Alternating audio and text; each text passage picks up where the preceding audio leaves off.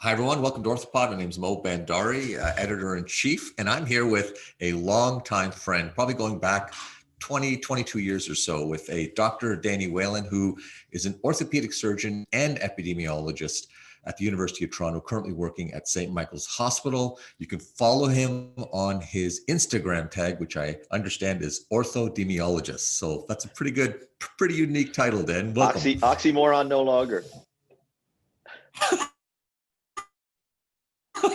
So how are things? How are things in the world of orthopedics and epidemiology? Things are well, that's another talk altogether. Things that in the world right now are a little difficult. We don't know who's going to be the leader of the single biggest power yet after a confusing election last night, and we're in the middle of a pandemic. But so the world is pretty messed up, and orthopedic epidemiology is unfortunately probably needs a little work as well. Do you think in many ways this last 6-7 months has really heightened the need for better data? Like I know I've talked, and I know you have too, for years about signal and noise. What's been your take on just the information that's been coming out in the last 7 months or so? Yeah, just around what's been happening worldwide. I've really enjoyed what you've been doing with the COVID research and demonstrating that when there's an urgency to get research done that perhaps not properly thought through or not as well planned as we'd like, the answers that we get from that research can be confusing and can actually lead to poor inference and making the wrong conclusions about a specific thing, in that case COVID. But we see that in orthopedics as well. And you brought that to light with a paper you did back in you published in 2002 in JBJS, where you looked at the current state of orthopedic research at the time. You had reviewed all the papers in JBJS between 88 and 2000, massive undertaking. And that article stuck with me. And throughout my career, I thought about where we had been, and I watched the people around me as they did research and where we were going. And I saw some trends that were a little confusing and perhaps a little disturbing even. And then I remember talking to you at the OOA, the Ontario Orthopedic Association, right, probably around 2015. And I said that we should revisit that data. You agreed, and here we are. I know, here we are. Well, let me ask you this. I'd love to get you to speak to it. I think you had some slides even that maybe we could talk over, because kind of remind ourselves of what that information was and give context. But before you started, Danny, when you thought about randomized clinical trials, what did you think you were going to find? Like, what were you hoping to find around what's been happening with respect to the conduct of clinical trials, or we can even say high quality research in orthopedics? Yeah, I think you and I were around, and some really good mentors, particularly Emil Shemich and Mike McKee, who impressed upon us the importance of randomized trials, and more importantly, the importance of doing large and collaborative type randomized trials in groups like COTS, and that group was very successful. But that was unfortunate. COTS was Canadian the Canadian Orthopedic Trial Society, for those who may not know. Yeah. Right. And you and I were involved in a lot of those early trials and helping with those, but that was the exception rather than the rule. From what I could see is that COTS produced good research, and there were big trials that came to pretty definitive conclusions. But when you looked around, there were a lot of smaller trials that perhaps didn't find the right conclusions, not because it was poorly done research, but perhaps because we weren't looking for the right outcomes, we weren't looking at the right patients, or we weren't perhaps seeking out help from other people who could give us pretty good assistance in that regard.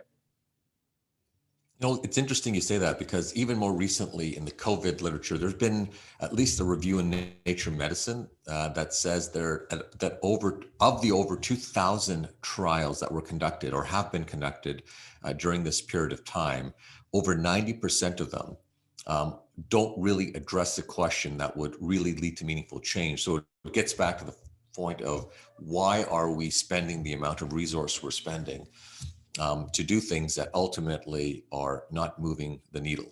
And I guess it's a really big issue. It's a huge issue, actually. It's a huge issue that we're not advancing science. And I think that's particularly the most important point.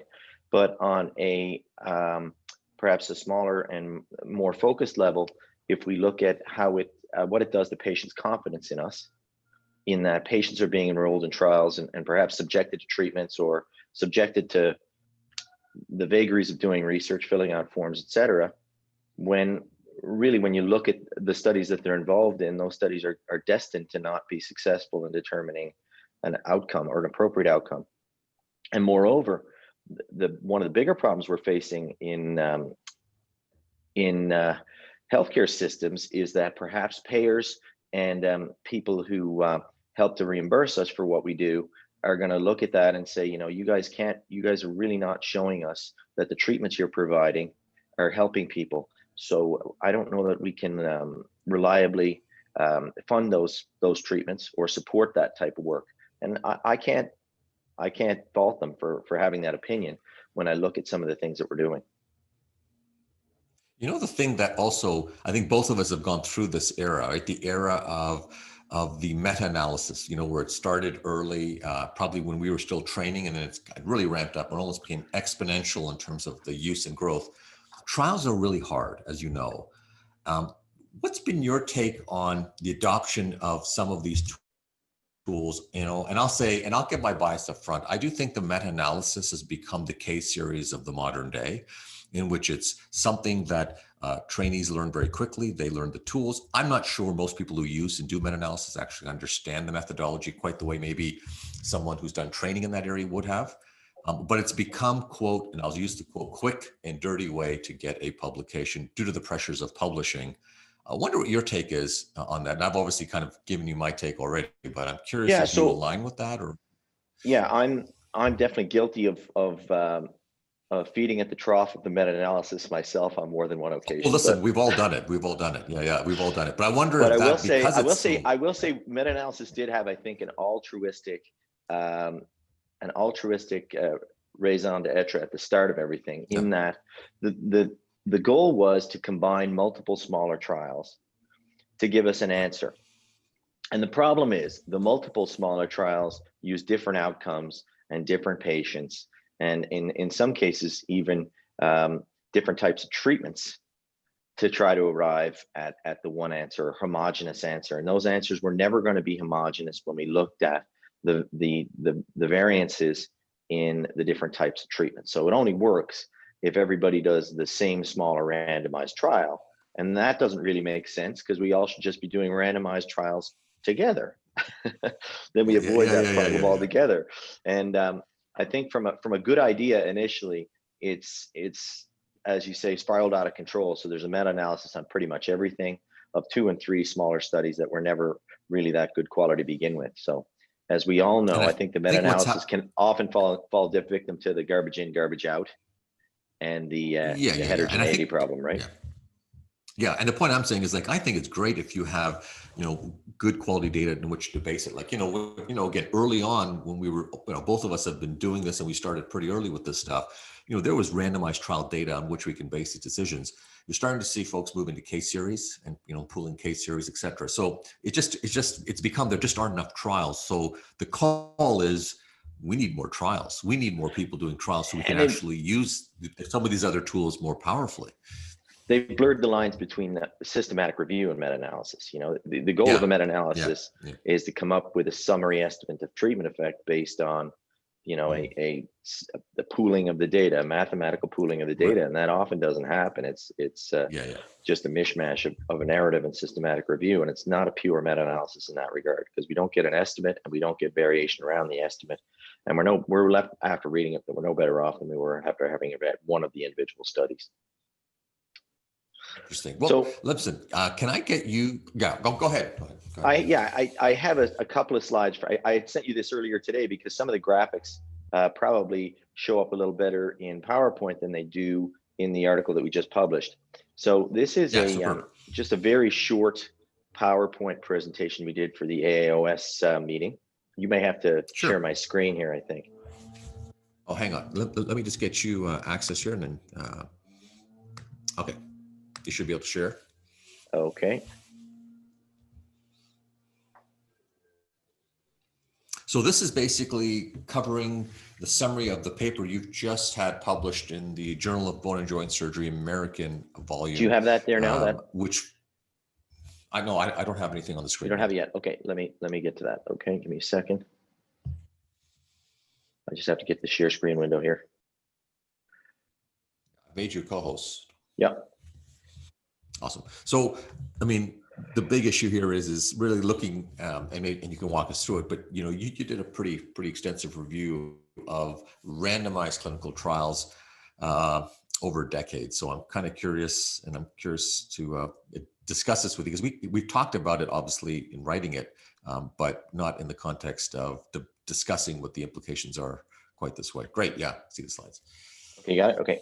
And yeah, so this is, from the American Academy back in 2015. And we had done exactly what you had done. So it's definitely a complete ripoff of your idea, but just 15 years later. So whereas you had looked at the randomized trials that were published between 88 and 2000, we took that a step further and looked at the randomized trials that were published from 2001 to 2013. So 12 years and 12 years. I call it the era of orthopedics. And this is from your original presentation. And right. you had chosen this quality scale called the Detsky scale. Alan Detsky was the Dean of Medicine at University of Toronto, and invented this scale. Have I ever told you my Alan Detsky story? It's a pretty good one, actually. Well, tell me, and I'll tell you something else. But he emailed me at one point and says, he emails, "Hey, thanks for using this." He goes, "I didn't think anyone used my scale." So right, I think you and I are the only ones, because I use it all the time now with the residents, and all the University of Toronto residents know about it. I don't think anyone else in the world uses it, but it's so. I was on a medical student interview panel with him as an orthopedic resident. I don't know why they'd combine me with the Dean of Medicine, but so his favorite question for any applicant that came in was, "What do you think of Don Cherry?"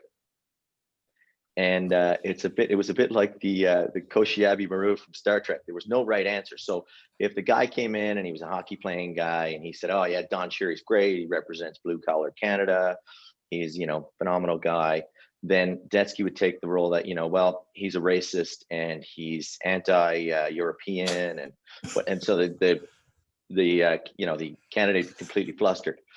Whereas if a candidate came in, they were a little more conservative and they said, "I think he has very strong views. They don't agree with my principles." And then so Detsky would say, "Well, you're just not down to earth and you don't understand blue collar Canadians and what Canadians want to hear." And so you could not answer the question anyway. And you had to. It was interesting to watch them try to squirm their way out of it. But he was a very cerebral guy, and the scale is okay. There are some problems with it. I will say that. Each grade is the same weight. So the problem is, if you consider describing the treatment as important as blinding or as important as the randomization process, then all those things should be scored the same. But as you know, those things can lead to dramatic differences in how much bias you see in a study. So that's one of the issues that I have with it. And the other thing is that he doesn't take into account really the loss to follow-up. And I think that's important in a lot of these studies, is that it's easy to, well, it's not easy. Never is doing a randomized trial an easy undertaking, but to start it is a little easier than to finish it, as you know. And finishing involves tracking down patients, making sure you get the follow-up. And I think that's one of the things that really describes quality in a big way for me, and how much bias is involved. But we use this scale. It has a lot of utility, and it seemed to work pretty well for our purposes. It was based on a bunch of different things, as you see, randomization outcomes, that sort of thing. And this is what you found back between 88 and 2000. So if you look at 1990 and 1991, that was a wasteland for randomized trials in orthopedics. There were absolutely no randomized trials published in those years. And the quality was pretty variable. So you get, if we graded quality on a scale of 0 to 100%, it kind of leveled out somewhere around 60%. But there were years where the quality was really poor. One randomized trial in 1992, for instance, so we had some hard years. And your takeaway message from that, and I think it was an important one, is that we had to do more randomized trials. And I think our message at the time, Mo, and your message in particular, and the one that I was hearing from my mentors like Emil and Mike, was we really have to start doing this. This is important. And we really drank the Kool-Aid, right? We believed that that was the thing to do. Oh, As yeah. many randomized trials as you could, and randomized trials were the only way to go. And so, Right. Now, Danny, yep. let me ask you this. Do you remember when COTS started? Like, do you remember the early days? It was late 1990s probably, right? Yeah, I mean, it I was remember Mike I remember McKee, to go to the Emil COA meeting, Shemich, and there'd be right? a COTS meeting. Rick Yep, Buckley. Yep. yep, I'm yep. just wondering if it was back in those days, right? I mean, you know, with the first calcaneal trial, Rick And Buckley's first calcaneal those were trial all was, incredibly dynamic, yeah, outspoken people who were really easy to follow and believe in. And thankfully for us, and thankfully for Canada, they were very collaborative and had one goal in mind: not necessarily to promote themselves or their institutions, but to make sure they got answers for problems for patients. And yeah, yeah, that was their initial agenda. It wasn't self-serving at all, and it was designed to try to advance the science. yeah, When we, however, went back and looked at what happened since, there were some good things. There's some great things. We did more randomized trials, so the message was clear. We had to do more. So this is your data on this side. This yeah. is our most recent data, where you see there's a gradual increase over time from 1988 to 2013, that randomized trials are increasing. And that's great news. We're up to over 40 or 50 or even 60 published in a year, in some years, in the Journal of Bone and Joint Surgery, our single biggest journal, which I think is really encouraging. The other encouraging thing is that the quality of the randomized trial seems to be increasing as well. So we had a quality score of about 13.8 out of the 20 on the Detsky scale between 88 and 2000. So that's the black graph over here. And our quality was more uniform, about a higher mean quality rating of about 15. So overall, that's pretty good. It's not fantastic, but pretty good. Yeah. If we looked at the transformed Detsky quality index, so if we transform it on a scale of, say, 0 to 100, where 100 is perfect trial and 0 is a terrible trial, percentage wise, we rose up from about 60% or 67%, as we said previously, to about 76%. So we're 3/4 of the way to 100% in terms of our quality, which was great news over the subsequent 12 years. We seemed to be including a first author that was a surgeon more commonly than we included non-surgeons, which was, it happened in the previous era, but it happened more frequently, unfortunately, in the second era, which was a bit disappointing. More commonly, fracture treatments were represented, and that's fairly consistent with orthopedics, right? Our main goal originally was to try to fix broken bones, and we moved into replacing joints and doing elective surgery as well. But we still seem to do more research on trauma and fracture treatment, and that was consistent with the previous decade or the previous era. I call it the two eras of orthopedic research: the 2000, the pre-2000 era, and the post-2000 era. And we found that we probably did a few more studies on surgery in this era than we did previously. So previously, drug therapies were more common to be studied, or non-surgical interventions were more common to be studied. Whereas in the second era, we did a lot more randomized trials. We didn't include epidemiologists as much. They were a little better quality, more often on surgery. And this is where the trends that are a bit disturbing come in.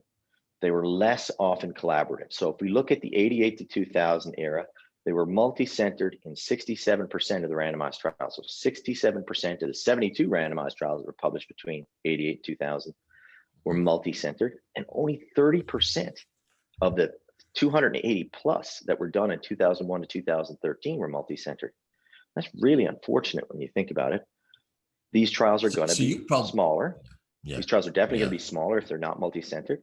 And they're not likely to be positive, as we see here. So the percentage of positive results or positive findings, or a definitive difference between two treatments or three treatments in a randomized trial, was 80% in the previous area and only 50% in the second era. Sorry, Mo, you were gonna add something there? No, I was just going to say the same thing, right? I mean, if you're moving towards more single center initiatives, you could almost infer that you're going to start seeing, we've talked about beta error, right? Type 2 error, the paper that Right. Paul Ternetta Right. and we did some Yes. years ago. Fantastic. That, Another one of your that was a good one. greatest hits. No, that Another was one a of your good one. greatest That was a hits. good one. So, and But here it anyways, is, yeah, right? it's shocking. Here it is Yeah. borne out. So these are the sample sizes. This is the 2001 to 2013 era, and we see an average sample size of somewhere on the order of 212 patients. That's a pretty good randomized trial for orthopedics. We don't often see randomized trials anymore of 200 plus patients. Yeah. More commonly, what we see are the randomized trials of 100 patients, right? So, and that's what we see here. The mean was about 160 in the second era. And I would argue most of the randomized trials that I see now are 50 patients per group. Yeah. And I know that as soon as I read that paper, I know what the conclusion is going to be. It's going to be, we couldn't find a difference. Now, the problem is, and my personal pet peeve that I constantly correct the residents on, is that failing to find a difference is not the same as finding no difference. But they all assume that treatments are equal or useless because they couldn't find a difference. But you couldn't find a difference because there's a problem with the way you did the study. I'm not saying you shouldn't do research. Like, people think I'm saying, oh, research is terrible, don't do research. That's not what I'm saying. If we do research the right way, it's the single best tool we have. But if we do research that's destined to fail, and then we assume that it achieved its result of showing equivalence, we're in trouble. Yeah. I mean, the confidence intervals on these small studies are so wide. I mean, like what boggles my mind is that clearly in both of those eras, there was capacity to do large studies as you look at the min max. Right. But there was also shocking to see, trials of, well, I'm sure there are pilots probably, but 10 patients, 21 patients as well.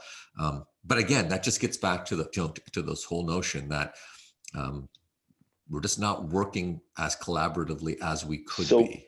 So we're both co-authors on this paper. So it'd be a bit disingenuous if we didn't talk about some of the criticisms of this particular analysis. So one of the big things that people say to me when I present this data is they say, okay, well, that's great, but you only looked at one journal. You looked at JBJS. Why didn't you look across other journals to see if maybe bigger trials that were better and more efficiently done were published in the bigger journals, like the New England Journal, as you published in several times, Lancet, JAMA. And so we did that. In retrospect, we went back and did that. And we found that if we looked across, in particular, if you take New England Journal, for instance, if we look at the 2000, if we look at the pre-2000 era, that same era in which you studied the randomized trials, there were 7 orthopedic trials published in the New England Journal. And in the second era, only 13. So it's not that there was an exponential increase. So if we look at JBJS, there was an increase from 72 to 280, whereas in the New England Journal, there was not the same order of magnitude difference. So there wasn't a huge increase to account for these deficiencies. And it was the same with Lancet and with JAMA as well, interestingly. So these were our conclusions, when we presented this data, that there were more RCTs, which is a good thing. They're higher quality.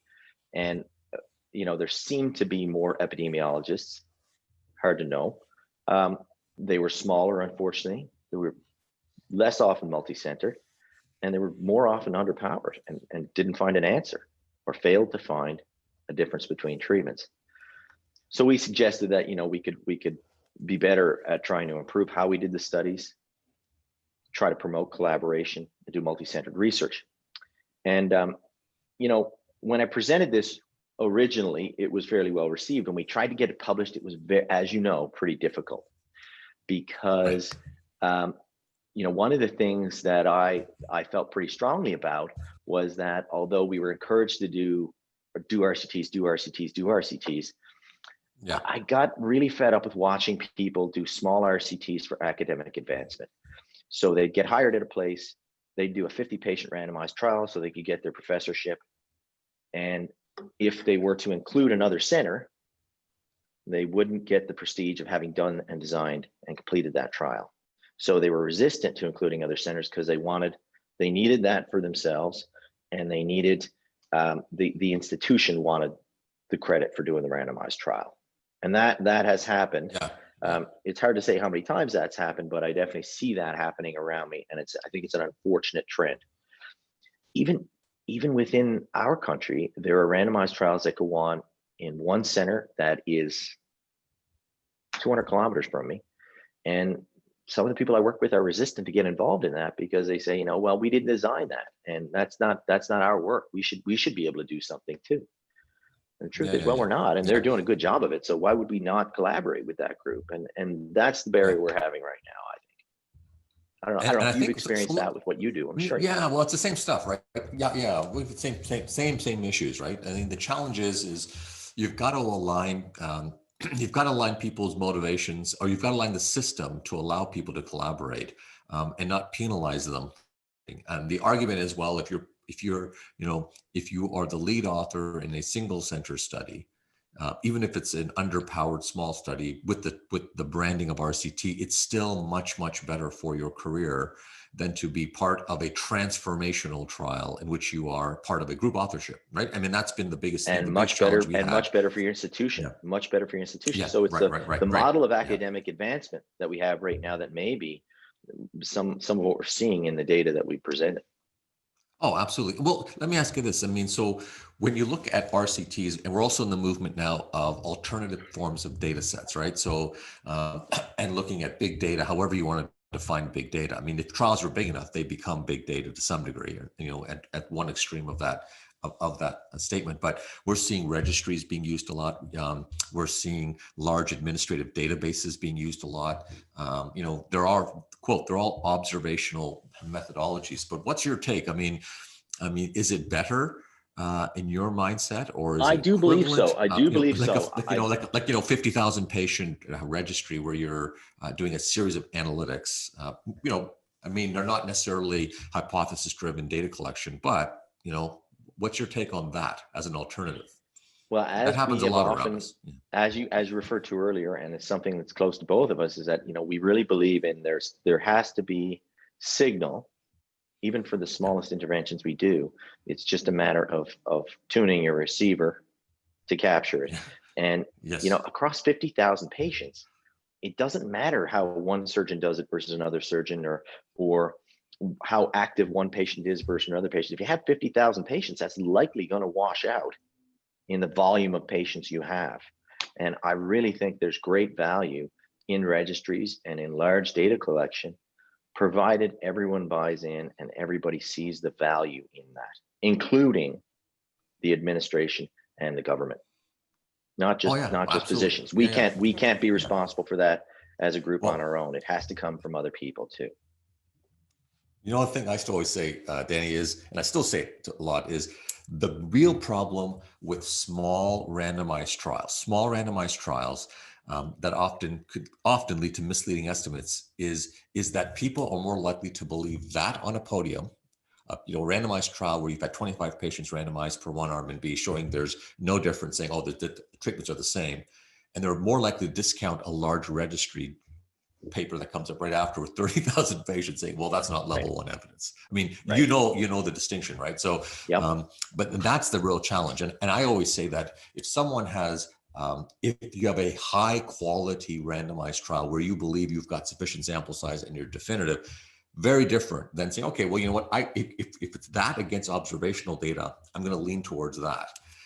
But uniformly to lean towards studies just based on the fact of a descriptor of level, I think is a problem. And that's what we're doing. Yeah. This is the alarm we're trying to raise here now. This is what we're trying to say. The third era is upon us. We went through the first era. We didn't have enough randomized trials. Had to do more. Let's do more randomized trials. Let's do randomized. We did that. Yeah. It was good. Did more randomized trials. We're more involved in research. We know the mechanics of doing research better. We learned a lot. Okay. But there are some problems. And the third era we have to move on from what we've learned here. And what we've learned here are that smaller randomized trials are going to cost a lot of money, not necessarily advance the science, and make the public and the payers lose confidence in what we do. And so now we have to get back to doing research that we think is going to advance the science and is going to buy back the confidence and show that, because I believe that in the right patient, an arthroscopic meniscectomy might not be a terrible operation, right? If in the right patient, in the right patient, God forbid I say that, okay? But no one has been able to show that yet. And there's lots of reasons for that. I also believe that in the right patient, it might be a good idea to fix her torn Achilles tendon, okay, in Yeah, the right, right right, right. patient. But we can't show that with science just yet, because the way we've tried to show it may not be exactly the benefit that we're trying to give to the patient. And that's where, that's the disconnect now, right? So we decide that we want to do a randomized trial on a given problem or entity, but we don't think about how that problem relates to what we think, the benefit of the operation is. And there's a bit of a disconnect in the idea of doing research and what we're trying to achieve with the intervention. And that's where we need to really, drill down a little more on it and try to come up with trials that are more often going to be successful based on the outcomes we use, the patients we choose, and how long we follow them. But they cost a lot more money. They're a lot more difficult to do. Oh, no. And I think, but what you've set forth is a pretty important challenge for all of us to be reminding ourselves, because this stuff is hard to do. But if we come together, it becomes less and less, right? It's not like each and every one of us has to run these big trials. We just have to work together, however we do that. Right. And coalesce, on best available evidence, signal. That's why you being the head of the COA is the best thing that could happen right now. Oh, that's very kind of you. You're going to get that message out. You're going to get that message out.